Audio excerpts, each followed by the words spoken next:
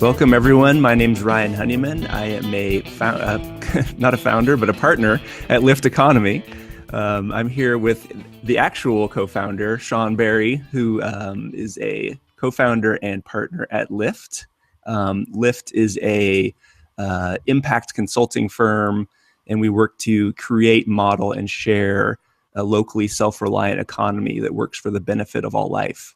And we are here to talk a little bit about something called Teal. Teal is a concept that is part of integral theory. It was popularized by an author named Frederic Laloux in a book called Reinventing Organizations. And Shawn and I have been really interested in this notion of Teal and what it means. And so we're going to chat a little bit about that today. Welcome, Shawn. Great. Thanks, Ryan. Thanks for having me. Sure. So what is Teal? That's my first question. Sure. So Teal obviously is color, and in this framework, we're using Teal to refer to a stage of consciousness. And it comes from integral theory, where we're talking about stages of individual consciousness development. So particularly referring to an individual state. And what Laloux has done is taken that framework and applied it to organizations. So what does it look like collectively as an organization when an organization is at a particular stage of development? And what are some of the characteristics of that stage? And just simply using colors to refer to the stages for simplicity. So Teal, the idea of Teal is this next stage of human development, this next stage of organizational development, which the good news is actually exists. And there's a good number of people and organizations functioning at this level. And ourselves being an example, we run Lyft Economy as a Teal organization. And so there's three main characteristics of this Teal stage of organizational development, and that's self-management, evolutionary purpose, and wholeness.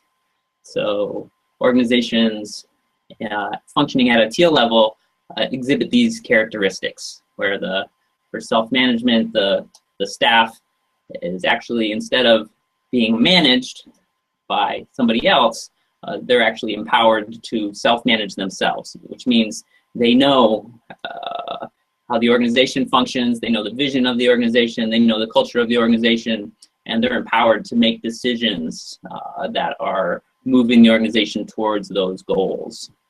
Got it.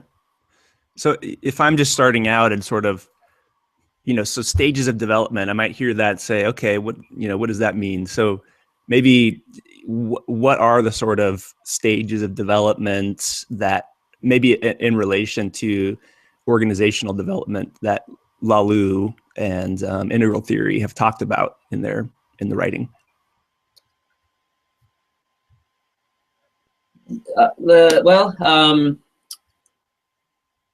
Should I go through them all? I mean, you could do just like a light, what is red? What is amber? Yeah, just kind of Okay. so people have a sense of. So, and what it also does is it gives us a historical perspective to basically to the development of human society and human culture.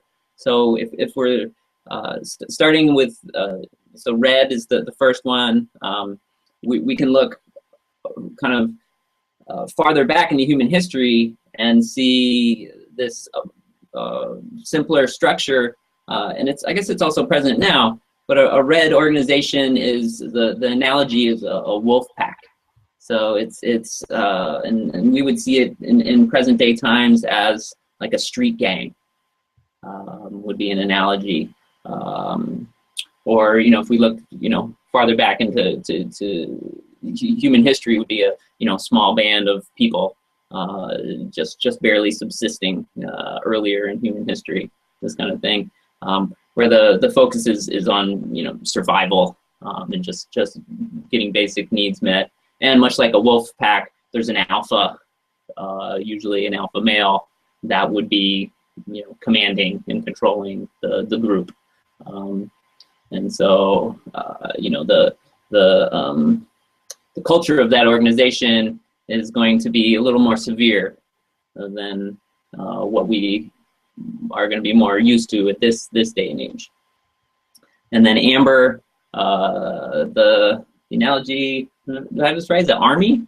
Or that's one of the common, or at least as it exists now, would be the army would be an analogy of an amber organization. Yeah, kind of like government organizations or the Catholic Church sort of implementing hierarchy.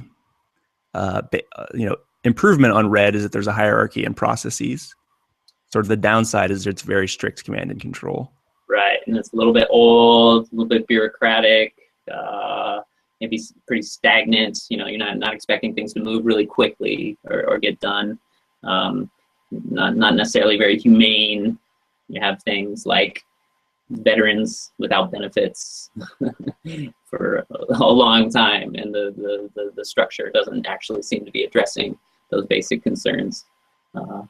And then a little more contemporary, what we're maybe most familiar with at this moment is orange.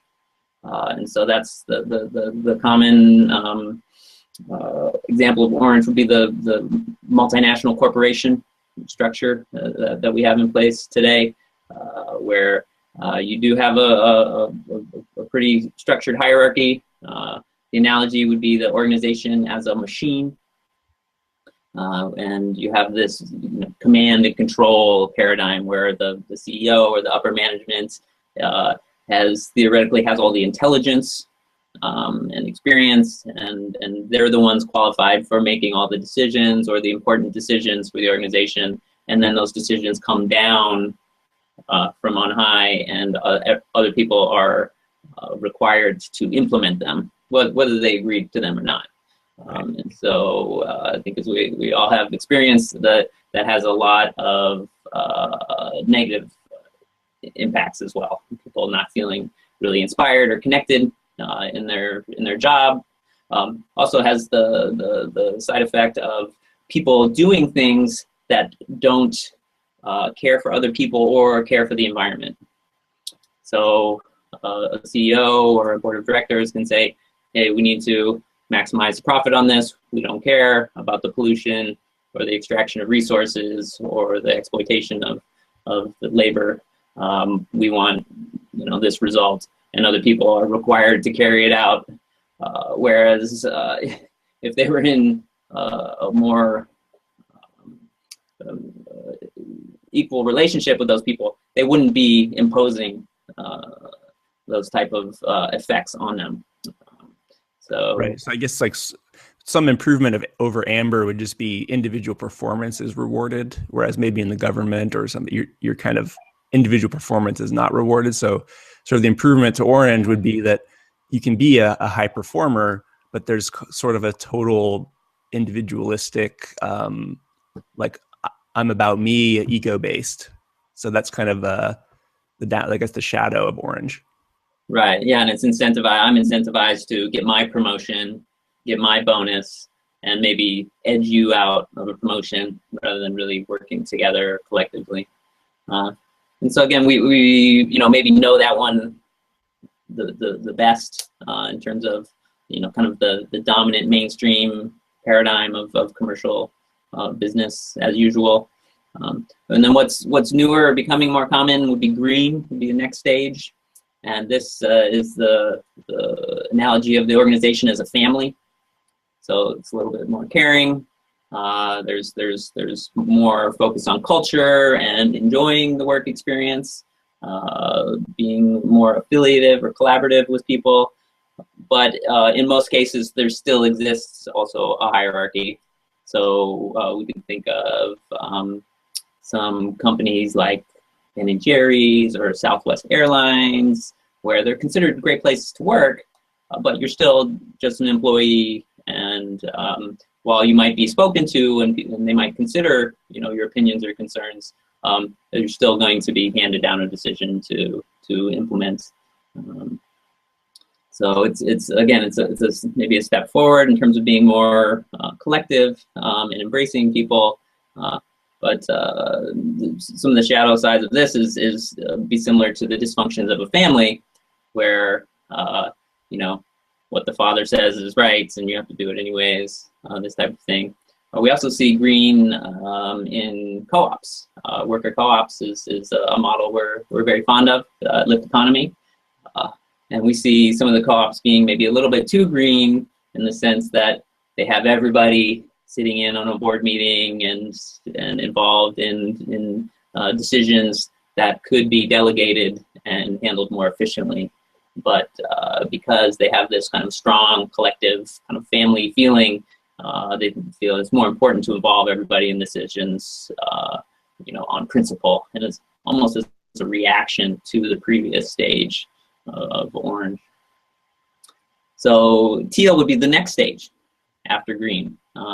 But as I mentioned, we're going more towards self-management rather than like a group management, and so that's where you get this kind of delegated authority and responsibility. So, for example, in a Teal organization, anybody can make a decision for any amount of money affecting the organization, provided they follow an advice-seeking process where they get advice from everybody who's affected by the decision or has expertise or skills pertaining to the decision.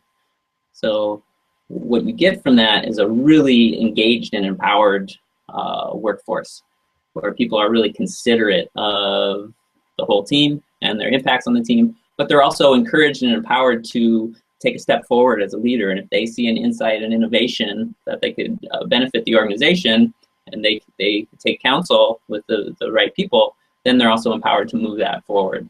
So it really, as you can see, we're discussing these kind of evolutionary stages for individual and collective organization. We can see when we get into Teal organizations, it becomes a very powerful structure for evolving to meet everybody's needs, because you're actually, and I mentioned wholeness is one of the characteristics.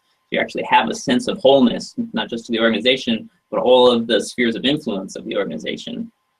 So it's much more thoughtful. Right. And, you know, for me, and I think for you and other folks, the book Reinventing Organizations by Frederic Laloux was interesting and sort of, you know, evolved our consciousness about what's possible, particularly because, you know, Teal can sound very ephemeral and, you know, future utopia sounding, where everyone is autonomous and works like a living organism, and we can all like remove our masks and show up to work, and then we listen to the purpose of the organization. But it seems like the insight is that this is already existing, and Laloux profiled, I think it was 12 companies. So what stood out for you? Like what was interesting about that realization that this is actually happening? Yeah, so again, just really affirming and exciting that, you know, and part of what he does in the book, as you're saying, is the case studies. It's looking at 12 organizations that they don't know each other. They didn't go to the same business school. They didn't hire the same consultants to set up their organization. Basically, the concept is that and they're all exhibiting similar patterns of this self-management, wholeness, evolutionary purpose is showing up independently in these organizations. So the theory is that this is actually consciousness evolving through us spontaneously and exhibiting a coherent pattern here. So it's literally the next stage of consciousness that's emerging through these organizational structures. So that's, again, it's exciting, it's affirming, and for, you know, for ourselves at Lyft and myself personally, I've been running companies this way since the 90s. I started my woodworking cooperative in San Francisco in the late 90s, and exactly as a worker-owned cooperative. And honestly, we were a little more green than Teal, and you know, the books helped me see that, but we definitely had strong Teal elements to the organization, just naturally as young progressive people saying, well, if we set up a company, how do we want it to be? Well, we don't. And we didn't have these nice classifications of orange and green and whatever, but we knew we didn't want to be just like that. We knew there's a better way to do. And so it's affirming to see this exhibiting globally and on some larger companies. Some of the companies in the book are 40,000 people, global employees, run entirely by small self-managed teams of 10 to 15 people. So it's yeah, again, very, very encouraging and inspiring that this is, it's a real thing that's happening. And it's not just, oh, there's a couple people doing it, way out on the fringe, and we're not sure if it works. The results are really profound. One of my favorites is the Buurtzorg neighborhood nursing organization for the Netherlands, where the organization is just like 8 years old or something. And in the course of 8 years, they've completely transformed the entire industry to the extent that I think they have, something like 90% of all of the neighborhood nurses in the Netherlands are now working for this organization and providing much better care at a much lower cost with much better results. So this is, to me, this is like really embodies the Buckminster Fuller's recommendation of don't fight against the old paradigm, just design a new system that makes the old one obsolete. And so the idea is that this meets everybody's needs much more abundantly at much lower cost. It's just win-win-win for everybody. Very interesting, yeah. So the opportunity here is that Fuller quote. Yeah. So the opportunity here is how do we, catalyze this evolution of consciousness within organizations to extend this experience to more people, because it's actually contagious. And one of the theories in the book is like, well, how much does, one individual's level of growth and development limit the collective? And what we see through the book, and also, again, Lyft functioning this way, and a lot of our companies having elements of this, we see that when people come into an environment of a company with a vision and a culture that's set on this level, people pick it up right away. It's actually quite natural for people to function this way, and like I'm saying, people pick it up right away, and they really like it. It becomes part of them. And if they go on to another job or another role, they're going to be bringing aspects of this with them because it just works better. Great.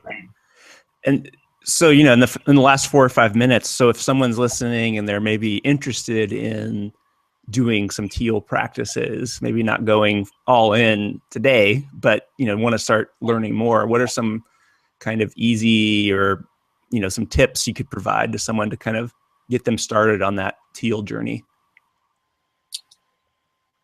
Well, there's, remarkably enough, there's actually somewhat of a movement around this. So depending where you are, there's meetups, there's groups. I'm hosting a group in New York City. We know there's a group in the Bay Area. You're hosting a group online. So there's, people self-organizing to, as communities of practice, to share best practices. There's a online forum where it's international forum for people practicing this. There's a lot of ideas exchanged there. There's a wiki that is being built of people sharing documents and policies and procedures for organizations. What are some of the websites that you just mentioned?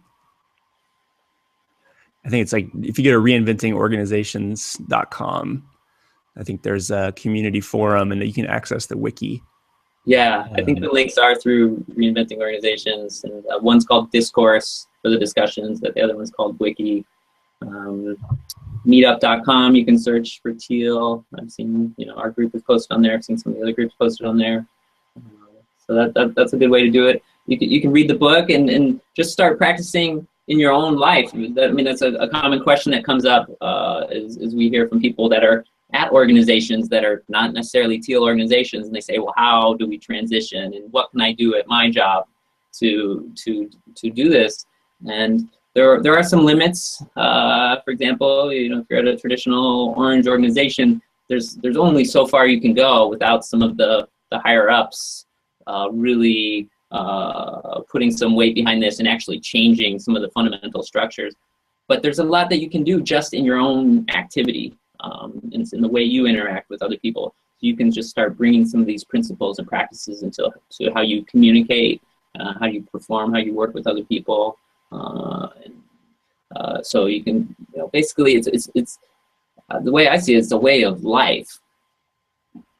And so you can just start behaving this way, and eventually, if it's not a fit at your organization, you may need to relocate, or start a new organization, or get hired at an organization that's already functioning this way. Although there are examples of organizations transforming, or even teams within an organization that create within their working group some of these shared practices. So it's emergence. It's exciting. There's not just necessarily a one formula, but again, the concepts and the principles are accessible and somewhat universal. So they can be, like I'm saying, just brought into your own awareness and consciousness, and the habits and behaviors that which you're engaging in your day. Yeah.